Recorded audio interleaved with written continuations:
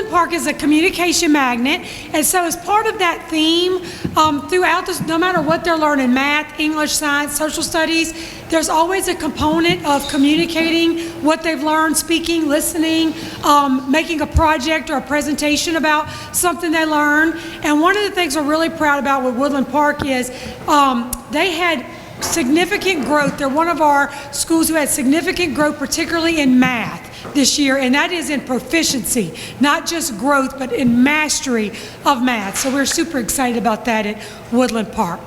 And it's what grades? Pre-K to 3.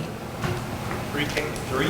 3. So they get third grade LEAP 2025 assessment. That's their only piece of their accountability score would be through their third grade and through their interests and opportunities. And of course their progress index, which they do very well in growing students. So thank you for being at Woodland Park Magnet. All right. Okay, guys, we're going to start our Finance and Audit Committee meeting. Call it to order this Monday, October the 30th, 2023. It's important, it's particularly important for tonight's meeting that as we go through what we're going to be talking about tonight, if you want to speak, give me an opportunity to pass the microphone down to you, or you can go up to the podium, whichever you prefer. But you know, we're making this effort to try and meet at these campuses so that we as a board can, I guess, both be seen on the campuses, but also so that, you know, we can see what's going on at each one of these campuses throughout the parish.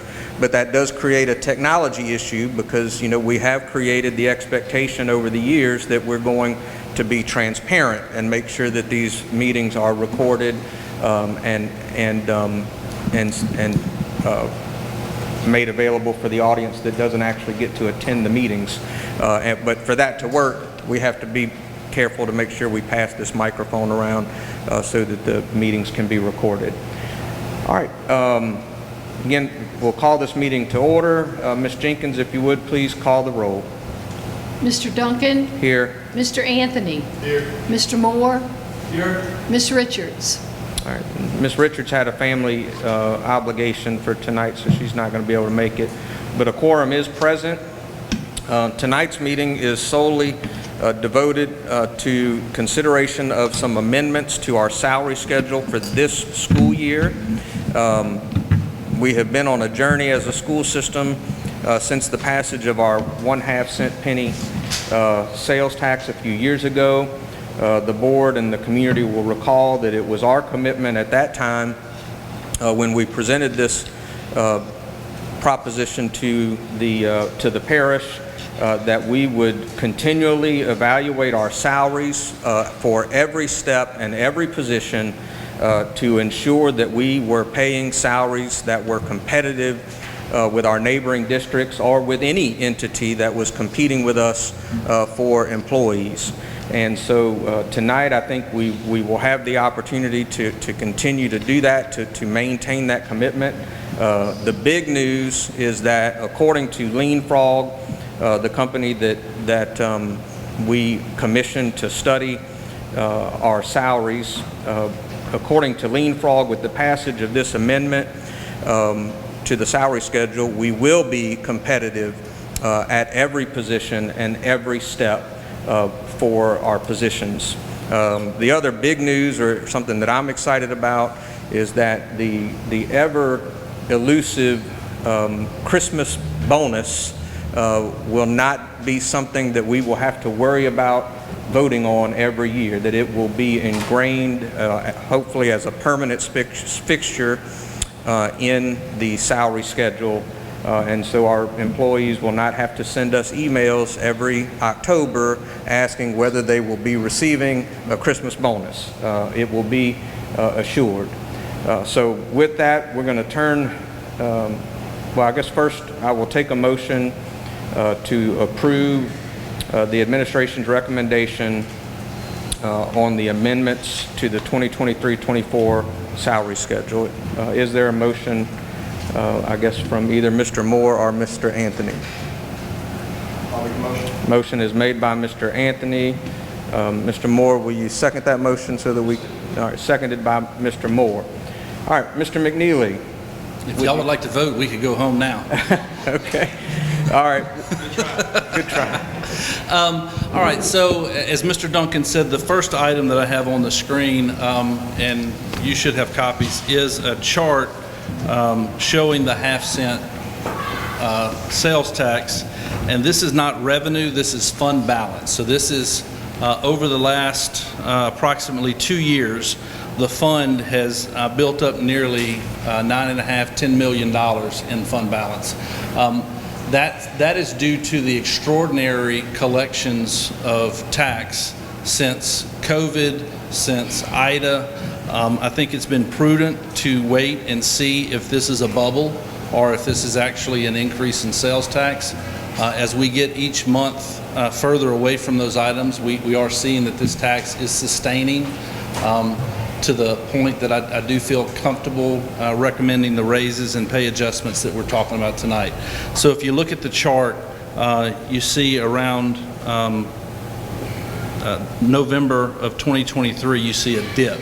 That would show the $500 stipend and the impact of a 1.5% across the board raise, as well as the additional targeted raises. So everything is in this chart with estimates going forward and estimating that the tax would stay near flat. So we're not trying to be too aggressive and project tax increases. So I feel comfortable that we can sustain these raises. What I don't want is for you as a board to ever have to vote in the headlines of the paper the next day say, Tangipahoa Parish School Board cuts teacher pay. We know that it's provisions in the half-cent that should it go down, that portion is possible to have to be part of a decrease, but I think if we're prudent in how we do this, we can make sure that never happens. So Mr. McNeely, what this chart is showing is that what the administration is proposing right now is something that we certainly can sustain at least through 2026, correct? Yes, I'm showing it'll actually, I extended it through 2027. So if taxes stay anywhere close to where we are, and we don't have huge increases in the retirement, that's also part of this. And what we anticipate, I didn't put it on here, but we do anticipate retirement costs to start coming down as the state pays off the UAL. And then the way I'm looking at this chart, it also leaves us some room to do possible additional increases or adjustments, in the future, assuming things continue to progress. Correct. Well. Correct. And for anyone watching, any of our employees that are watching tonight, I would encourage shop at home. This is the direct impact of having this half-cent sales tax. We've seen huge increases. At COVID, not only was there more money available, but people quit going to Baton Rouge. They quit going to New Orleans. They started shopping at home. And also, the state changed the law and was able to capture online shopping. So as Ms. Tilley has said, if you're going to shop from Sam's Club, order it and have it delivered to your house, and we get the sales tax. If you drive to Covington, they get the sales tax. So it's so shop at home, and as these funds are available, I think this was a promise made by the school board and the superintendent that any funds that were available were going to be distributed to the employees as raises, and that's where this money's going. 100% of this money is going back to the teachers and support staff. Did any other board members want to address this slide before he moves on to pass this down? All right, I won't hold it close to my face, but I see that there's a built-in stipend of $500 every year, and is that number going to change up or down depending on, say we have a really good tax year, but we don't anticipate that the following year, for example, could that $500 turn into $750, $1,000? I mean, I know that's our decision, I guess. So yeah, future boards have the ability to do whatever future boards want to do. What's in the salary schedule is as long as there's $4 million of fund balance, the $500 automatically takes place. Okay, but every year though, we could reevaluate. Say we have just a stellar year, we could say that $500 needs to be $750. Right. And we'll be watching that projection, I'm sure, pretty free. Okay. That's all I have for the slide. Thank you. So this is based on So this chart is based on the current spending trends, say from the beginning of this year, or this time last year up until now? Right. So if you look at the mountain it climbing, Yes. all of that is actual fund balance. So what happened is, as the tax increased, the 7% raise that was given at the inception of this, the revenue started outpacing the expense by about $200,000 a month. And so every month, $200,000 was being added to this fund balance. So that's how it's gotten there. Now, what we don't want to do is commit ourselves to spending $300,000 a month, and the revenue doesn't catch back up, because once it starts that nosedive, and you can't pull it up. So 1.5% raise with a permanent $500 stipend, and these targeted raises, I feel like is a sustainable raise that I won't ever have to come back to you and say, we got to pull it back. So you're proposing a 1.5% raise across the board? Across the board, and targeted raises, which we'll talk about specific positions that Lean Frog said we need to adjust. And the $500. Okay, I thought that we were maybe going to base this on a cost of living or living wage, so that it would affect each group of employees differently. Right. So the 1.5% raise is an across-the-board cost of living adjustment that everyone will get. The $500 is a permanent stipend that will be the first week of November. This year it won't be, because we won't have it approved by the first week of November, but we spoke with payroll. If this is adopted by the November 7th meeting, that stipend can go out November 10th, and the raises will be in the November 17th payroll. So we can do this expeditiously. So I think that, and then in just a moment, you'll see the other increases in addition to the 1.5% as recommended by Lean Frog. Okay, I'm done. All right, thank you.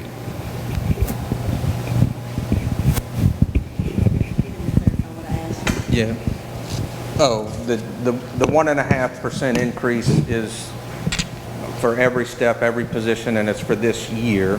But it's not going to be a 1.5 this year and then another 1.5 next year. And right. The 1.5% is not a permanent increase every year. Right. It is an increase this year that increase will remain in the salary schedule. Before you move on, let's go ahead and do that cleanup real quick. Sure. I think it's page 6. Page 6 and page 8, where the administration's recommendation. This is the administration's recommendation, so we don't have to do a motion. It's just a cleanup on some language where we're going to cut out the words at the end of that paragraph.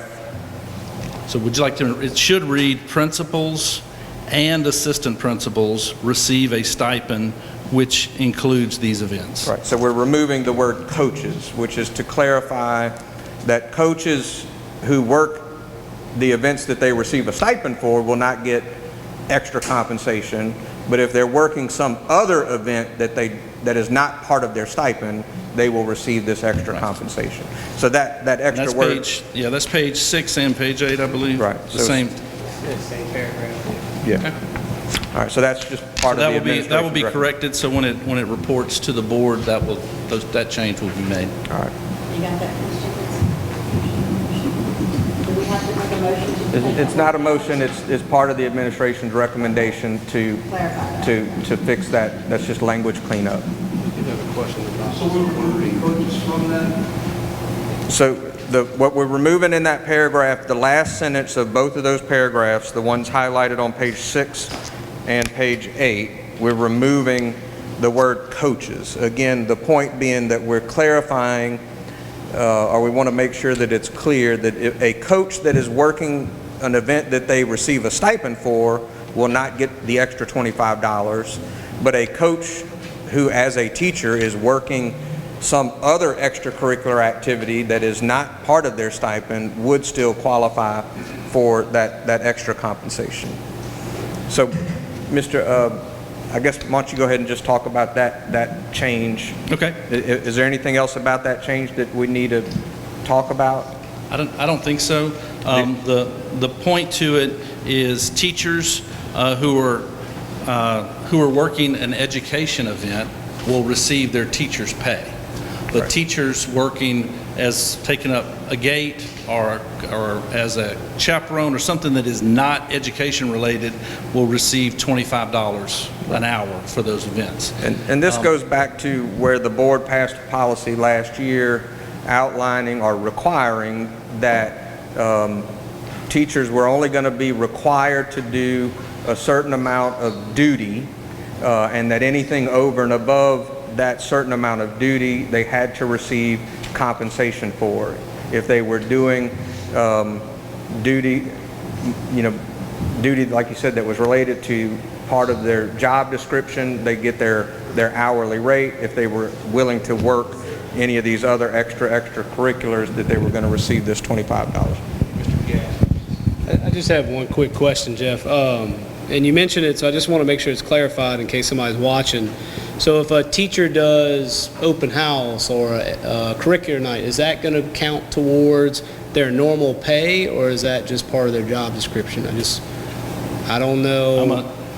Because it's outside of their If it's in their normal job duty. description, they don't receive additional pay. If Right. it's not in their job description, they do receive additional pay. I don't know what's in Because their it job reads description. after-school activities, those are after-school activities. So I want to make sure before we say that we're not putting ourselves in a hole here. I'll tell you this, if you pass this and it doesn't specifically say that teachers are required to work one open house as part of their salary, you will have to pay them because that is an after-school activity that is not in their job description. Okay. So I just was trying to clarify. Yeah, so Thank I you. would say that's up to I don't know what it says this year. So what I think it's supposed to specifically addressing is that if they're doing more than their 90 minutes, or something that was not within their specific job description that we passed, then they have to get paid their hourly rate. If it's something that's, like you said, just an extracurricular activity that's not within their job description, then they get the 25. But we're setting what their compensation is going to be. It's going to be one or the other. Correct. Okay. And then on page 8, that's all the other employees, and it says the same thing. So, but I used there the example as a custodian. So if a custodian stays and he's asked to work a football game and to take care of the restrooms and take trash, he will not get the $25. He's going to get his hourly rate, which would probably be overtime because he's now working additional hours. And under labor law, if someone is working essentially the same job, you can't set a different pay rate. So those are non-exempt employees. So they would, but if they're working the gate, taking up tickets, they're going to get the same $25 that anyone else. So we're trying to make it equitable and that everyone doing that job would get paid the same. So on the leadership side, the last sentence, and so principals and assistant principals can serve additional roles outside their scope and be paid the hourly rate. I'm going to defer to Mr.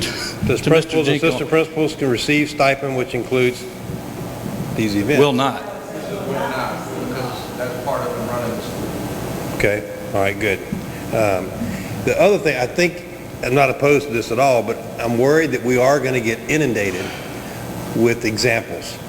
Field trips, beta trip, this trip, overnight trip, when's the clock start, when's the clock stop? Who's going to keep up with all of this? Because I know the principals are going to throw their hands up and say, I'm not tracking all this. They're going to have to approve the time of their employees. So there's going to be a lot of questions that we're going to get from a lot of different angles, from people that do things, that cook or feed the football players before school, or just it's going to be endless. As long as everybody understands that. I'm not opposed to it. I'm just saying this is going to be a logistical nightmare. So my question on that is, if it's a field trip, that's in the daily job of a teacher, if she's taking a class on a field trip, so that would fall under her daily job. What if it's overnight? Well, if you're a coach and you're going on a ball game with your team that's going to playoffs, that's still in the scope of your job or your stipend, so that wouldn't even fall into it, for what I'm thinking, correct? What I'm going to say is whatever you have in that job description is going to determine whether or not that's additional compensation or not. So you probably will be revisiting the job description before next year. Right now, we don't have data. We don't know How because much? this has been volunteer in the past, or it's just been part of their job. So we don't know how many hours you're talking about for all of these different things. But we got to set it at something. Yes. Well, if you do the $25 an hour, it would just say, for instance, the softball coach may want to go take money at the track event at the door, and then she gets $25 an hour because we're not able to find people to volunteer anymore to do those things. Correct. And that would compensate them. Maybe somebody wants to make a little extra money, and that's helpful. As far as the job, if it's their job description, not an athletic event, like he was saying, the curriculum night or math night or whatever. I mean, I think we need to have some conversation at some point about how many of those are expected a year, because if it goes over your 90 minutes, because some schools have a lot of curriculum nights or math nights or parent nights that other schools don't have. So, I mean, that's something that we're probably going to have to set, that schools can't have so many nights that if we're going to have to pay all those extra things above the job description. So that's something on the table we need to talk about at some point. Mr. Duncan. All right. Are there any other questions about that provision? All right, Mr. McNeil, if you want to move on. Sure. Page 9.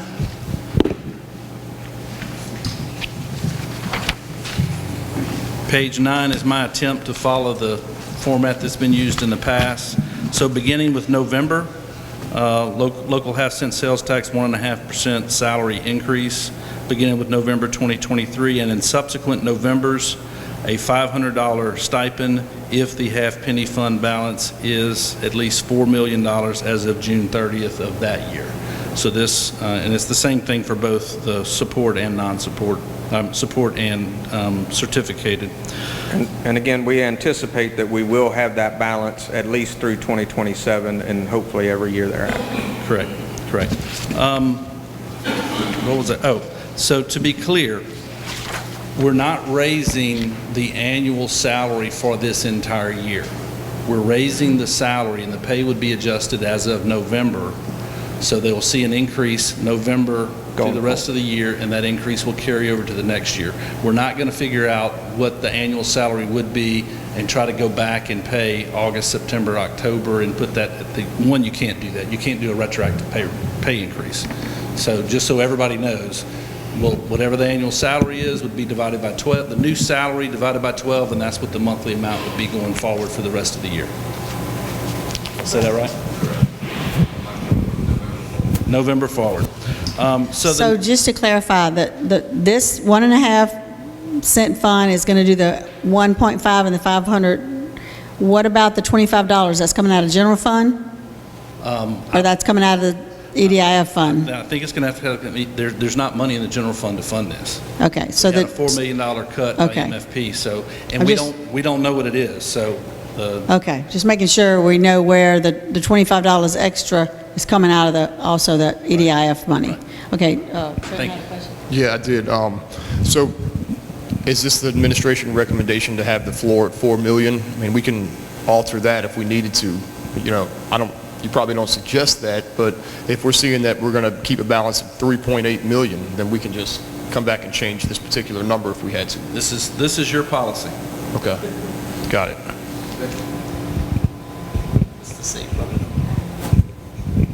But Jeff, the stipend, I believe, in our prior conversations, we're thinking that stipend each year is going to be a $2 million hit, correct? Right. So if the $2 million hit, if it's at 4 million, would leave us a fund balance at 2 million, Right. with the hopes that it would build back up by the next year, Right. Yeah. with all the other changes. So as long as it has 4 million, we'll pay it.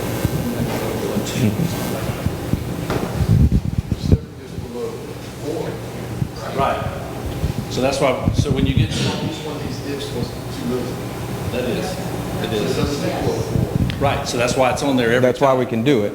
And that's why we're projecting it can continue forward. And hopefully by the time you get out to those 26, 27 years, your sales tax has increased and this chart is obsolete because the revenue's actually increased as it has done historically.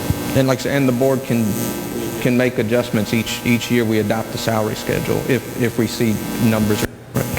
Did I see somebody down there? No? Okay. What was the next one, Mr. Reed? All right, just to show you the format, if you turn to page 10, this is our teacher salary schedule. And so what you see in that's a blank page, there we go. So you see non-certified with the 1.5% raise, the new base pay would be $43,604. Add the $500 stipend, and so a non-certified zero step would be $44,104. And that follows through for all the rest of them. So in the absence of any other information, you can assume what you're looking at is a 1.5% raise reflected in the salary schedule. If you go to the next page and look at licensed practical nurse, you see at the top there's a little highlight and it says add 2% plus $4,000. So what the salary schedule reflects for licensed practical nurses is a $4,000 increase for each step plus a 3.5% raise, which is the 1.5% plus this additional 2%. And Mr. McNeely, that recommendation comes from Lean Frog as part of the salary study and to make us competitive with other employers that employ licensed Correct. practical nurses. Correct. We asked Lean Frog to look at all, and this is one that came back really bad compared to Livingston. Livingston was starting at $31,000. We were starting at $21,000 before this raise. So this raise gets us starting at $26,700 and ending at $35,000, which doesn't catch up with Livingston, but at least it puts us in the game. Our ending salary compared is pretty close. But in our starting salary, we make a huge stride toward getting closer to what they're offering. And then Lean Frog had similar recommendations for custodians and our child nutrition program, is that right? Yes. So on the next page is custodians. So same thing, an additional 2%, which would make them have a 3.5% raise, and additional $1,000 at each step. And you may ask, I don't know, why don't you just do a percentage? Well, if in order to get the first step up to what it needs to be, that might be 8, 9, 10%. Well, then when you take that number and multiply it all the way down to the low, you get really big numbers at the bottom. So it's easier when you need to move an entire position to do it by a dollar amount at each level. So the only thing I want to say is the 11-month custodians will not get $1,000 plus 3.5%. We did a big bump for them last time. They're still getting the raise. It's just not the full 1,000 because they're 11-month employees. So their pay is based on 11/12 of the custodian. So we set the custodian pay with a 3.5% and 1,000, and then just adjust theirs based on that number of days they work. But they also had a big adjustment, I think, the last time we did a salary Yes. adjustment. They're still getting, the way the numbers work, they're getting a 3.5% plus $917. So it's, okay. And then the child nutrition, I think I saw a note from you that extra bump in their position is actually going to come out of the child nutrition program, not out of the half penny. Correct. Child nutrition is a federal grant program, and so that's an additional 3.5%, or 3.5% plus $250 for each step. And you can see those numbers. And then we're also doing an extra bump for our bus drivers. Bus drivers, 2% for school bus attendants, school bus drivers, and also the lead bus driver, but we don't actually have any lead bus drivers right now, but that's an increase there as well. All right. So let's pause, and any board members have any questions or comments about that portion?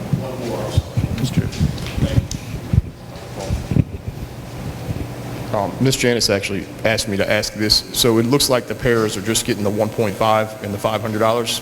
couldn't squeeze anything in for them? Let's say this right. We're only doing additional raises where it was identified by Lean Frog. Okay. And my concern would be if you open that box, everybody deserves to make more money. They do. And Yes. so it did not come back from Lean Frog that the paras were out of line. I checked with staffing, and it's not a position that we're having trouble staffing, so it's not a place that we would recommend a raise at this time. Okay. An additional raise.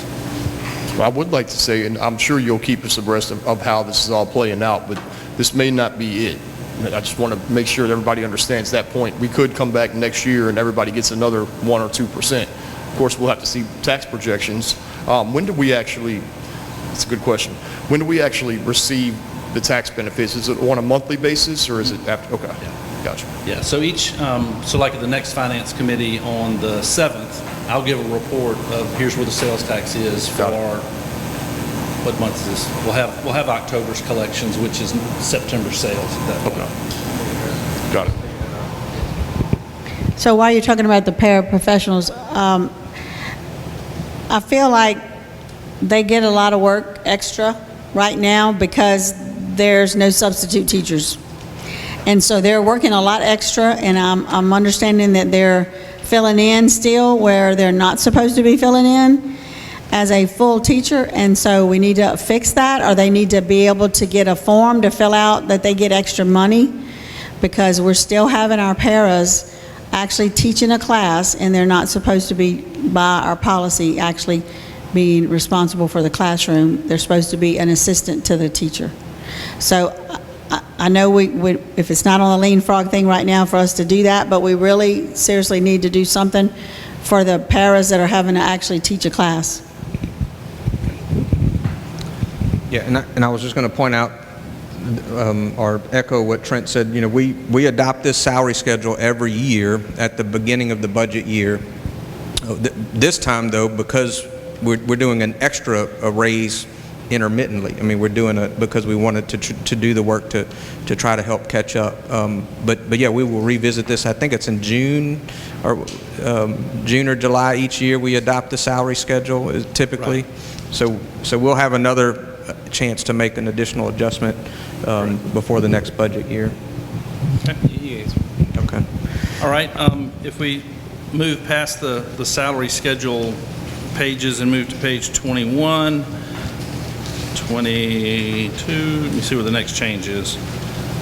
So page 24, this has to do with coaches that have a CDL. So the current policy, if a coach gets a CDL and drives for his sport, he gets an additional 1%. He or she gets an additional 1%. If they do not have the CDL and do not drive for their sport, they're deducted 1%. So it's basically a 2% for driving for their sport.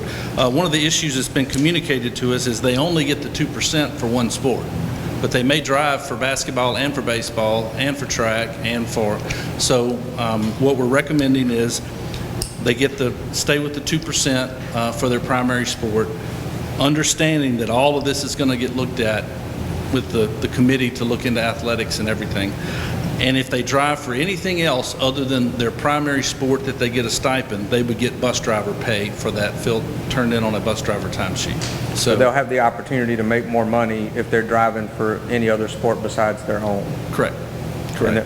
And then added on page 25, there was nothing regarding band directors and chorus directors. They don't get the 2%. They don't. So we just added that if they have a CDL and if they drive, they get paid bus driver pay for doing that. It's not part of their band or chorus director stipend. Okay. Any questions or comments from the board on that portion of the? Okay. Thank you.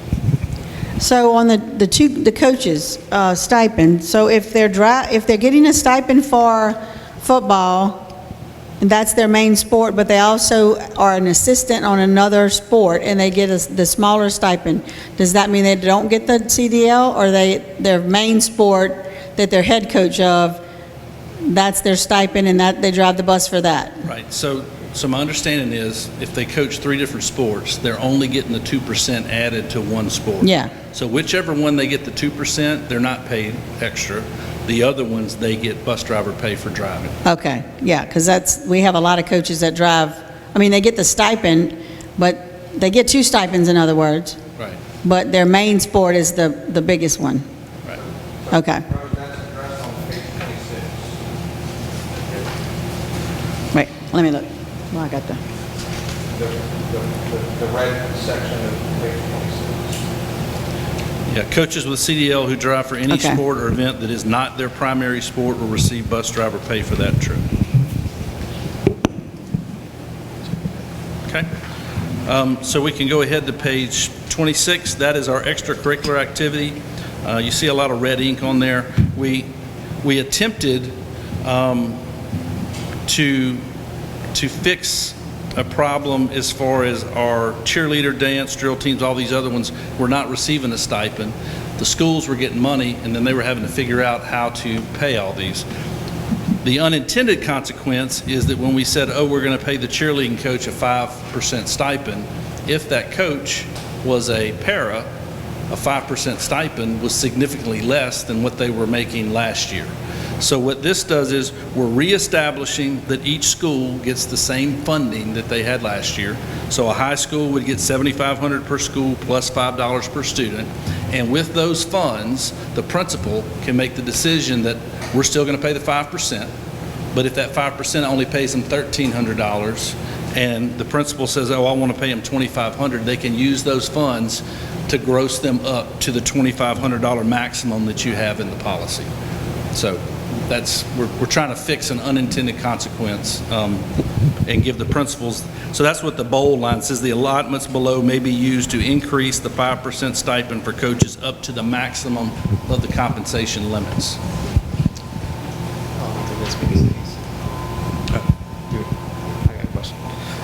Two things, Mr. Jeff. One, this extra that we're putting in here to fix the original issue, is that coming out of the half penny, or is that coming out of the general fund? It's coming out of general fund like it Okay, is. so this is all coming out of general. Okay. Second, is there a way to maybe take it out of the principal's hands and maybe put it into central office? Because that's a lot to ask of a principal, to sit here and have to decide who's getting this and who's not. I mean, you're talking, sometimes you might have 6 or 7 coaches on one team. They're now going to have to pick and choose on who's going to get this extra Gotcha. if it's not fitting. They're not now having to do it. That's what, last year, that's what they did. Okay. They got this money and they decided how to spend it. What we did was we added, no, these coaches are all going to get 5% coming from the general fund, but I didn't realize I was cutting how much money they actually had. So this puts it back in their hands. We've added to all of the stipends. If you look at the second paragraph of that page, principal, supervisors, and the school system athletic coordinator must review and approve the school distribution of stipends to ensure an equitable distribution of stipends. So we want someone else other than just the principal, because I don't know that this ever happens, but theoretically, principal could really love football. Right. And so they take all the money, and football has 13 assistant coaches, Yeah. and nobody else has anything. And that was kind of for the question. I know we have an athletic director. I was wondering, maybe is that something we might want to look into of putting that on his plate, seeing as it takes it out of the hands of that principal in case you do have some bias there. That was why I asked that question. Right, yeah. So in essence, the last sentence says, bold red, the allotment may be used to increase the 5% stipend for coaches up to the maximum. So everybody is going to get their 5%, and then depending on how much the principal decides to divvy up the other funds, they should get more money than they got last year, correct? I mean, they should get more money plus their 5%? No, there was a pre-existing policy that was in here that said the maximum someone would get was $2,500. So some of them last year got $2,500, and this year they were only getting $1,300. Yeah. So we're trying to fix Trying to get them back to what, So at they're not least what they getting got 13 last year. plus 25, they're getting 25. We're trying to get them back to what they were making last year. So it's kind of like, I guess it's misleading that we've said we're going to give them a 5%, and now we're We're still giving them the 5%, but the principal has the decision of who's going to get what money. They may or may not still get what they were making last year, or they should at least get what they were making last year. But that's the principal, it was the principal's decision last year, and so it's the principal's decision this year. But the principals have more money because They'll have more money to- because we're paying the first 5% for everybody, which Yeah. didn't happen last year. Well, I just don't want us to have another issue where we thought we were doing good and it turned out it wasn't, and somebody's still going to end up getting less than they got last year, and then we're going to be coming back and asking the same question again. Well, the thing I've learned is there's this fine line between district policy and principal autonomy that's. All right, so I think that covers all of the proposed adjustments to the salary schedule. Did any other board members have any additional overall questions or comments on the motion? All right, seeing none, we'll ask if there's any public input on the motion. Thumbs up. We're getting a thumbs up, public input. All right. Hearing no public input, we will then call the question. And Ms. Jenkins, if you would call the roll of the committee. Mr. Duncan? Yes. Mr. Moore? Yes. Mr. Anthony? All right. The vote then is unanimous. The motion is agreed to and will be on the agenda for November the 7th for final adoption of the full board.